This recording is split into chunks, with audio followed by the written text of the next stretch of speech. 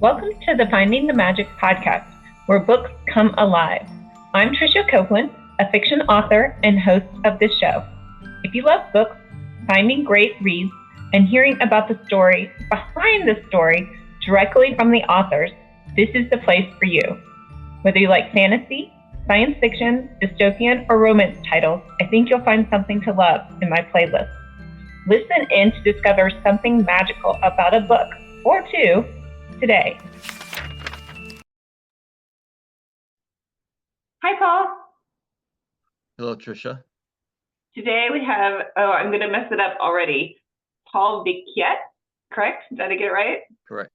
Yes. With us today, he is a science fiction author and we'll say adventure thriller, and we get into a little more about your book and how the book came about. So I'm really excited to hear. My husband was actually an engineer on an Army base, so I was excited to hear about your.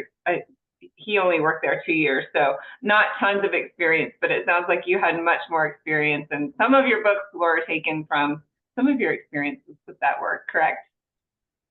Yeah, that's correct. The book could be an autobiography, except I prefer to have my identity, remain anonymous, and the characters in the book are all based on real people that I have known or that have influenced me, and all the events that happen to the main character, except for some action sequences that add to the plot, um, are all real, based on Neat. real things. Well, the name of the book is The Disclosure Paradox. So take us from the beginning. Who is the main character? What are their challenges? And we don't want to give away everything, but maybe what do they learn about? Well, the interesting thing about this book is that all of the males in the book are flawed, and all of the women, the three women actually, are the heroes in the book. The main character, again based on me, is a ufologist, and I guide the reader on how I got on the journey from the very beginning, uh, with the backstory about being a Catholic student for 8 years, and then having critical thinking about that, and then um, something happened while I was in the Air Force, where I stumbled upon a basement that was hidden that had a cryogenic chamber in it, 70 by 90-foot cryogenic chamber in it, and it was in a very sensitive facility surrounded by motion detectors. And if you had a top secret clearance, you still were escorted around. So I stumbled upon evidence that there was a cryogenic chamber in a very sensitive facility, very large cryogenic chamber. That was one element that I documented in this book. And then the other part, after having the critical thinking about Catholicism, um, as a high school student, I again stumbled upon a show where Eric von Daniken, who is the author of Chariots of the Gods, was describing how there were passages in the Bible that were misinterpreted, that were actually describing contact with advanced beings. And when he mentioned that, the next day I went into the library, looked up the book of Ezekiel, which was he was quoting, and sure enough, everything was there, and it made a lot of sense. So those are two things that kind of put me on that path. Uh, and of course, I make the main character a ufologist because the plot wouldn't happen without the main character having a following, and he meets up with a Jicarilla Apache woman who uh, wants to take him out west to a place called Dulce, which is her reservation in New Mexico, and Mount Shasta, because those are two locations that he was briefing at a convention where he was challenged upon uh, the evidence that he was portraying in his discussions. So she rescues him from the disgruntled audience, and he agrees to accompany her out west. And so it is a physical journey cross country, but it's also a spiritual journey because the main character starts to get um, experiences in meditation.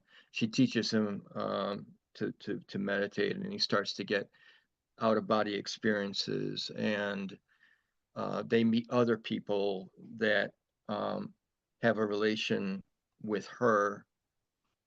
And I mean, it's a yarn because there are many characters, and every character has a specific role in this journey until finally they reach the, a house where she meets up with another woman who is her friend, and she has the ability to manipulate energy waves with her mind, and so she kind of enlists her in this mission where she eventually reveals to the main character, who is Louis Silvani, by the way, that she actually wants to go into this laboratory that is underground in her reservation to rescue her abducted child.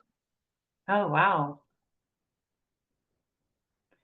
So a ufologist, what do ufologists do? Back me up a little bit on that one. Yeah, they study UFOs, extraterrestrials, Okay. but his niche was interterrestrials. In other words, um, advanced life forms that cohabitate with humans on the planet.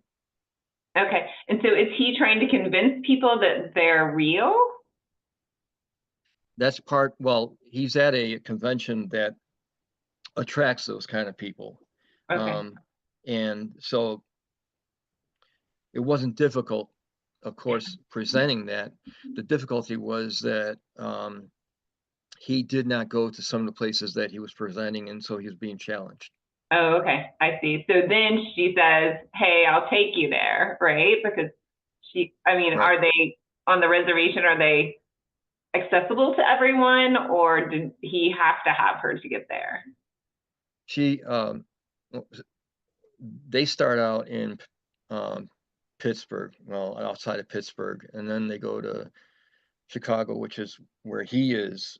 He works and lives, and then they go to Aurora, which is outside Chicago, St. Louis, Wichita, and then finally New Mexico. And New Mexico is the reservation where she's actually a resident there, and and she's well known over there. And why did she think that he was the key to getting her daughter back? Um, he let's see, part of the plot that people find out is that um, she was getting messages from advanced beings on what she needed to do to get her child back, and one of those things was that she needed to get Lewis involved. Okay. And the reason that Lewis gets involved is not because of her, but he's actually part of this outside plot by these advanced life forms. He has a role. He doesn't know Oh. about it, but through this process and finally getting to Mount Shasta, they reveal to him the role, and they reveal to him why she was important to him. Oh, interesting. So a lot of plot lines here that you want to discover inside the book. Yeah, there's just a lot of intermingling in there, a lot of interrelationships. Yeah, the preface, uh, which is real, is it's what guides the plot, and it's about destiny, fate, the roles that we play, the fact that other people have a greater influence on our lives than we have on ourselves. So that kind of fits the concept of the story. Okay. And this chamber, this cryo chamber in the base, were you supposed to talk about that, or is it was it really a secret, or you can talk about it but you can't say where it is? No, I could tell you. First of all, if you're concerned about the health and safety of myself because of the information, it's not a big deal. One, Okay. because I'm a small fish in the whole, you know, in the whole world. But the other thing is that, you know, it used to be that the government or whoever it was would deny information, you know. Now they don't even acknowledge it. So because of this internet age, the more information that is out there, the better, because people, the common person, cannot tell the difference between what is a hoax and what is real. And as Right. long as there's more and more information out there, it'll confuse the public. So it's best not to acknowledge it. And besides, in reality, that facility, it doesn't exist anymore. It was demolished. It was there's a parking lot over it, and if you go into the records to find evidence of its existence, it's like it never existed at all. Interesting. So I want to know more about these transformative meditation experiences. So what happens? Do you communicate with these beings or other beings, or are you just learning more about yourself, or how does that work? It's both learning about myself and also learning about our relationship with the rest of the universe. So the first out of body experience, I was advised that I would be tested. And not long after I was advised that um, it was like going into a wormhole. It was, have you seen the film Contact with Jodie Foster? Yeah, love the film. All right. You recall the part where she's in the capsule and she's going to, that is what it was like for me. It was color, it was motion, heart rate was high, perspiring, vibrating in my chair. It was an amazing feeling, better than any e-ride at Disney World, of course, right? Um, but then when I realized what was happening, I was back in my body. The second out of body experience, which no one mentioned what was going to happen, it was just happened to me, was uh, seeing a cloud of indigo in front of me. And as soon as I saw this cloud of indigo, I had a euphoric feeling. Uh, that was just indescribable as far as earthly feelings is concerned. And as I got closer, the cloud dissipated, and all along the horizon were flashes of indigo. Multiple, I mean, the numbers were just too high, you know, countless flashes. And the message that I got as I was watching this was that those flashes were the spirits between lives that were downloading their previous life or uploading their next life. And then again, when I realized what that was, I was back in my body. But those two events are actually documented in the book as part of the plot. Oh, neat. Okay, so, and you talked about your Catholic past or upbringing. Does that clash with how you believe now about spirits and beings, or is it the same? Some of it, um, you know, the Catholicism is about control and fear, and the truth is that what we should be thinking about is just love, compassion, empathy. Uh, the the one I guess thing that uh, people should take away from the messages that I got was that we're here to make life better for others instead of making life better for ourselves at the expense of others.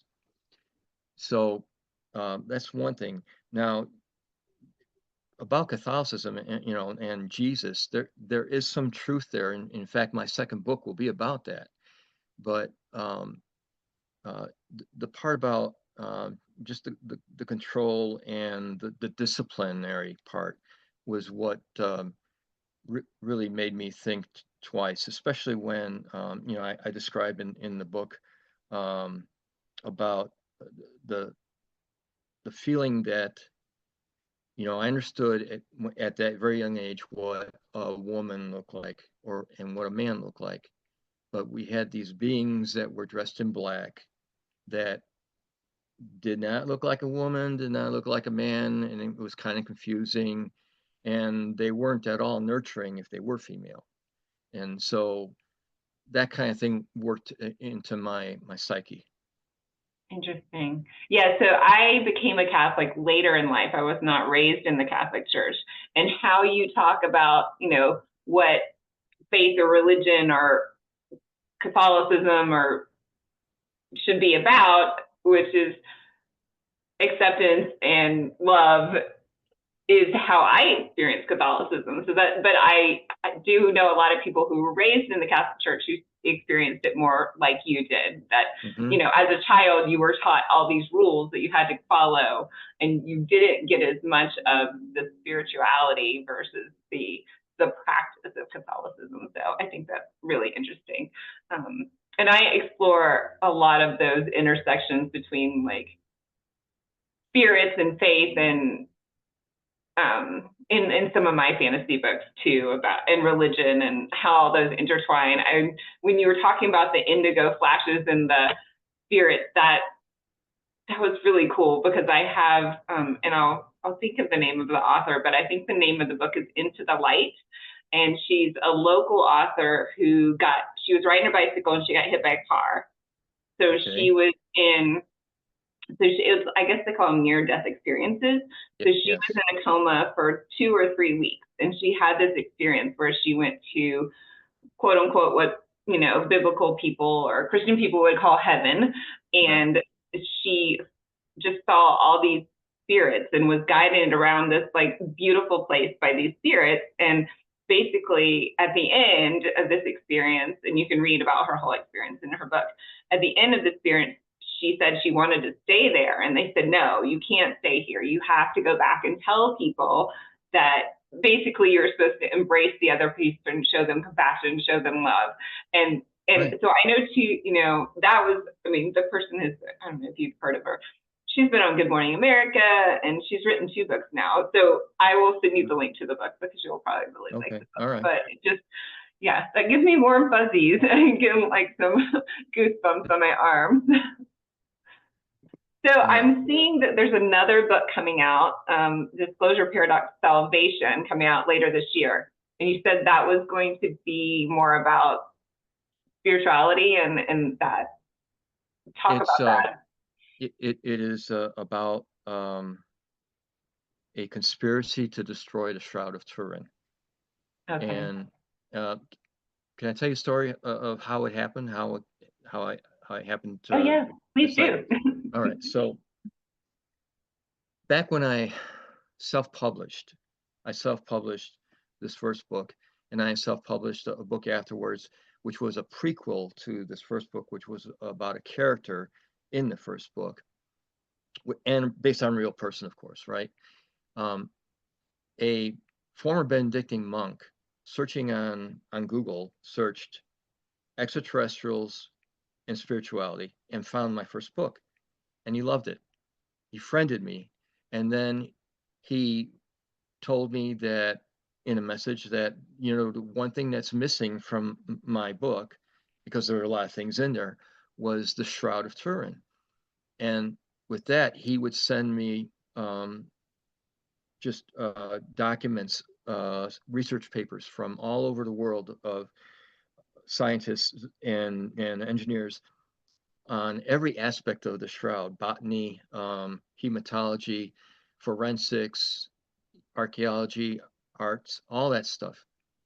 And I started reading it and I thought, wow, actually, this could make for a good sequel because there are some things that I've left open in the first book that I could probably add. So I what I did is I sent him a short outline. He loved it. And then 6 months later, I put up there a draft manuscript, sent to him. He loved that to the point where he's actually written the foreword for the second novel. And he's a prominent researcher on the Shroud. 40 years he's been doing this stuff. And in fact, in my first book now that I published, um, and by the way, I didn't intend to write a third book. The first two books were failures to me. So I had no intention of writing a third one. But because of him, I wrote this third one. And because of this third one, it grabbed the attention of some editors and publishers. And when they found out that I had two other books, I've got the contract with a real publisher for all three for the Oh, series. great. So Congratulations. yeah, but anyway, he appears in my pre-review um, in the first book in the inside the cover as a reviewer, which is kind of cool. His name is Joe Marino. Um, but anyways, yes, salvation is many. It's on many levels because you have one of uh, the guys in the first book, Robert Ladd, who is a former Army Ranger, Iraq and Afghanistan war vet, and he finds out that his friend from the Iraq War in the Italian Army is missing. So he goes and investigates, and it starts out as a why done it because we know who kills his friend, but we don't know why. And we find out that the antagonist is motivated to destroy the shroud, actually take the shroud and give it to um, a malevolent race because they want Jesus's DNA because it's special. And so he is motivated because he was abused as a acolyte when he was in the Catholic Church.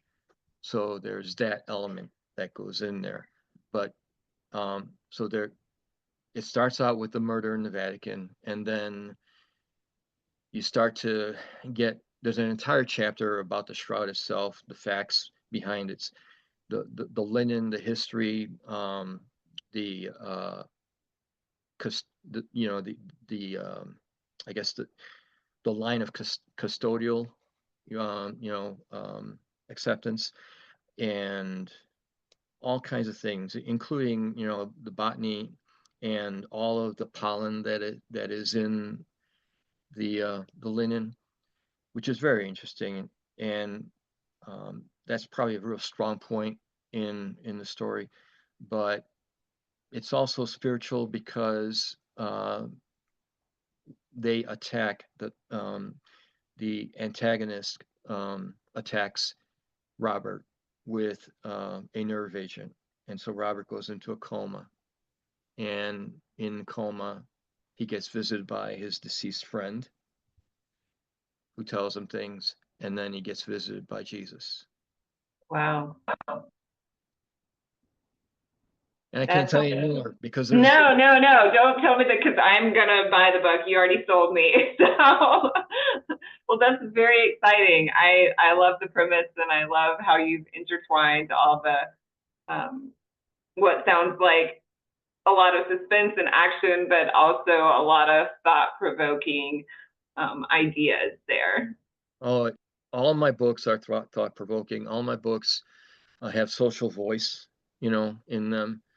Uh, the third book which will come out, which is actually a prequel, is about mental illness, um, and and also the woman is the hero, you know, again. Okay. So yeah, I try to be like in the first book, for example, I have a black lesbian who's a former sergeant in the Air Force. She's one of the heroes. The Hickory Apache woman. I have an autistic woman in the book. She's an autistic savant, and so and these are based on real people. It's not like I made them up. Right. So That's what makes the book rich. So yeah, yeah, and of course, being an architect, I pride myself in being detailed. So in the second book that will come out, which occurs in the Vatican and Turin, Italy, I have a lot of good architectural description about Rome, about the Vatican, about the cathedrals, and there's a lot of rich detail in there too. Well, I'm sure it really puts the reader in the space so they can imagine being there. Right. Fun. Yeah, I did some research on some like religiously historical, in my fantasy, the Lance of, I know I would say this, Longinus. The witches had to find the lance to break this curse on the witch line. Their souls were damned to purgatory. And so I had my character, I did a lot of research on that, where like all the different pieces were and where they could be found. And of course, they're witches, so they can break through security systems. So, but that was a lot of fun. And yeah, it's really interesting to research all those and see like what type of analysis they've done, like on the shroud as well. So, very interesting. So getting back to the first book, I mentioned about an underground laboratory, and that's a laboratory that is shared between what's called the reptilian race and mercenaries, which are under the military-industrial complex control. What I did was I actually designed that thing before I wrote about it, so that I could describe its construction, and I could describe like where like the sleeping quarters were, the lab was, the generators that power the system, all kinds of things like that. So, and a lot of that really is based on information that I got from a woman whose mother was CIA. When before she passed away, she gave her documents, and it was really odd, but this woman copied those documents and gave them to me, and I used those documents to come up with information regarding the Greys, which incidentally are not an alien race, but actually an advanced android, because when they did the autopsies on these things, they couldn't find any inner organs. They could only see skin and muscle and brain. So what they figured out is that these were very advanced androids, and the other thing that supports that is that when people get abducted and they have stories about being abducted with these Greys, there are good Greys and bad Greys. And so you wonder, why is that? Well, if they're androids, they take on the mission of the master. So if the master is bad, they're bad. And so all that information I actually used from the CIA records, including a briefing document that was from the Truman administration to the Eisenhower administration on the extraterrestrial phenomenon, which is called Majestic 12. So there's a lot of fact in there. Wow, that's amazing. Yeah, it seems like you could make that into a video game. Like you could like make the architecture of your book into a video game. And yeah, I think it would be wildly popular. You have an untapped market here. Yeah, I was looking on your website, and it's very graphic, and I really like how you kind of give a little summary of all the different chapters. But it would be neat to have a game where you were like, somebody could walk through that facility and like see all the different parts of where they are. I don't know how to do that. I'm not that type of person, but yeah. And get chased by reptilians, right? Right. Yeah, that would be very cool. A next step interactive book video. So I need to tell you this disclosure. You know what disclosure is, right? Yes. All right. So it is in my hypothesis that disclosure is not in the best interest of the universe. And that is because when we exploded the atomic bomb over Hiroshima and Nagasaki, that was like a fire alarm throughout the universe. And it was because we didn't know that when you expend that kind of energy and that quickly, it actually affects other dimensions. So we didn't know that, but they know that, and they've been watching us ever since. And that was the start of the spike of all the appearances that you see going on, even to this day. And the reason that they're concerned is because it's like children playing with matches. We don't know what we're dealing with, and we also are not spiritually involved to be able to handle the responsibility for such a dangerous kind of technology. So they're monitoring us, and the idea about disclosure not being in best interest is because our DNA makes us violent, barbaric. It makes us have an irrational obsession with possessions, and it also causes us to be genocidal. And you combine that with our intelligence, and it makes us a threat to a peaceful universe. So that's why we're like under a quarantine right now. If we were to have their technology, what would happen is the less ethical parts of our society would take over that technology, weaponize it, and use it against them in the name of, getting rare materials or manifest destiny or even spreading Christianity. And that's why things are the way they are. And things will change only if we change fundamentally. It's a hard thing to think about, right? Because you think about Darwinism and I don't completely understand the way some people think. So I'll just leave it at that. Yeah. But yeah, that's a lot to think about. Well, I am so excited that you were here today. I'm going to run out and buy your first book and then run out and buy your second book.